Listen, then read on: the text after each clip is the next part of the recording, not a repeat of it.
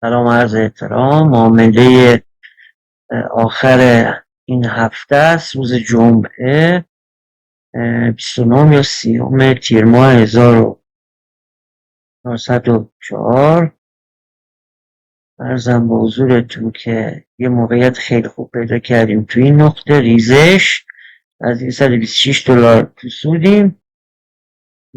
عرضم به حضورتون که هنوزم داره ریزش میکنه، اما بهترین حالت اینه که همینجا سودش رو جمع کنیم و معامله رو ببندیم.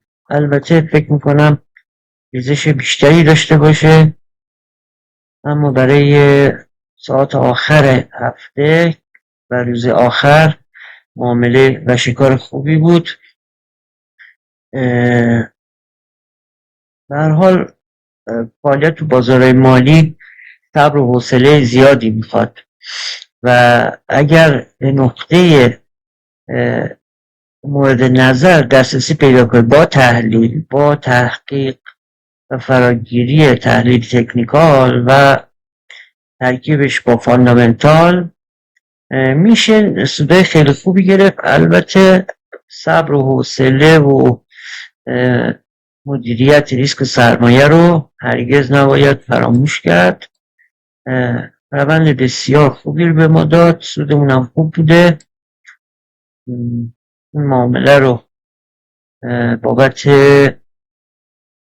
مدیریت ریسک سرمایه براتون گذاشتم که بدونید که اگر سقف سرمایه‌تون تو بازار خوب باشه میتونید فشار رو از رو خودتون کم کنید، به جاش با صبر و حوصله زیاد سودای بهتری ببرید. زمانی که سرمایه‌تون حد و اندازهش کم باشه استرس و فشار روتون زیاد میشه. خب بذار من اینجا معامله رو ببندم اول و توضیحات لازمه رو بدیم. ببینید من سودمو به اندازه کافی گرفتم، شاید این بیشتر از این بره و قطعا هم بیشتر میره، اما چون ساعت پایانی معاملات هفته است و یک ساعت دیگه معامله بسته میشه، بازار دیگه جست و خیز خودش رو تقریبا از دست داده، معامله‌گران دیگه ترک کردن بازار رو. اما گابیگاهی تو همین ساعت هم معاملات خوبی میشه گرفت.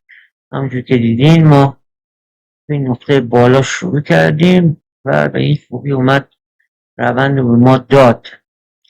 امیدوارم که مورد نظرتون قرار گرفته باشه. روز جمعتون هم به خیر و خوشی. شب بخیر، خدا نگهدار.